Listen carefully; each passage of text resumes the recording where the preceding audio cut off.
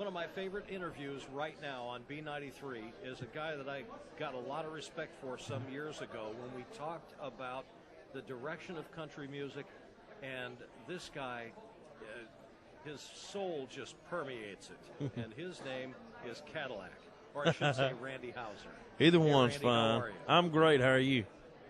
Wonderful. I'll never forget that conversation we had last year at the CMAs about the fact that you felt people were ready for real country music again. Well, I think a lot of them are. You know, I think that, I mean, obviously we are in a contemporary world right now, but I think that, you know, still there's a great big audience out there that really want to hear country music, you know, real country music. Well, you've got one of the really amazing voice, you know, Well, Randy, thank you.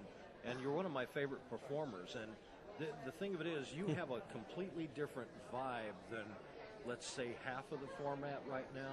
There are people who are just playing country. That's all they can be. Mm-hmm. You're very much like Jamie Johnson in that regard, or like Zach Brown. You realize that what you see is what you get, and that's not going to change. Well, no, I think it's important. The biggest thing you can do as an artist is figure out who you are, you know, and I think that, you know, I don't know, I could never, you know, I'm not an actor. You know, I got to be who I am. And, you know, sometimes, you know, like you said, half the format is definitely not what I do. And that kind of, I don't know if it doesn't hurt us sometimes, but, you know, all we can do is be who we are and then let the people decide, you know. That's the best thing. That's a good way to look at it. Yeah. Let the artist be the artist. Absolutely.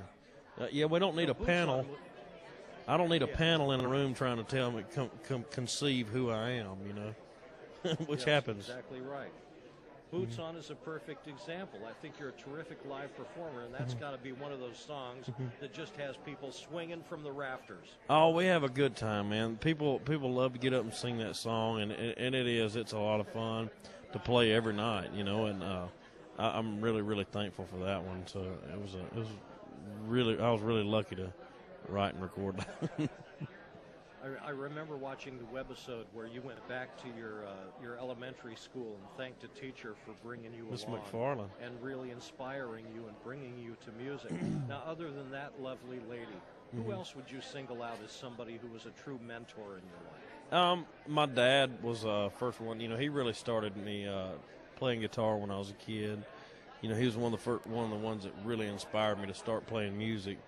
Also, I mean, there's been several characters throughout the years. I had, you know, right in high school, I played with a lot of guys, and one of those guys was a guy his name was Chris Etheridge. He was one of the original Burrito Brothers, and he really helped teach me how to try to keep it simple and just not complicate it and just have a good time, you know, and make music and at that time, he'd played on so many sessions, on so many records, like those old Ry Cooder records and the Burrito Brothers and those things. And he taught me a lot about musicianship, which I play on my own records too.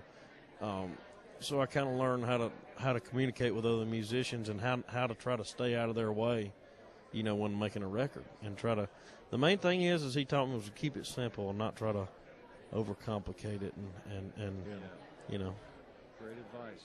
Great advice. Randy, you're special, and I thank you for this time. Thank you so much. I favorites. always enjoy talking to you. Thanks, Come guys. see us again soon. I will, brother. Thank y'all. Thanks, man. Yeah, Randy Houser with us here live in Nashville, CMA Week on B93.